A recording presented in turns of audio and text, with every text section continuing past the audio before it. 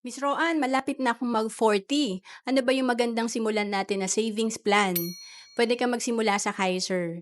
I-compare natin dito, halimbawa, kung ikaw ay nakakapag-ipon ng 30,000 per year, sa loob ng 20 years, meron kang fund na 600,000 after 20 years. Pero pag natuto kang mag-invest, kagaya ng sa Kaiser na 7 years mo lang babayaran, 30,000 per year lang ang binayaran mo for 7 years, meron kang projected fund na almost 600,000 after 20 years.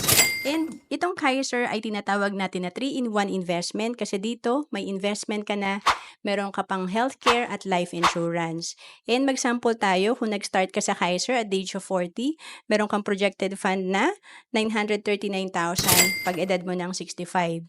And kung nag-start ka ng at the age of 39, meron kang projected fund na 1 million. And kung mas bata, at the age of 38 ka nag-start, meron kang projected fund pag edad mo ng 65 na 1.1 million. To know more about Kaiser, message mo lang ako sa FB, Roan Celis Capistrano.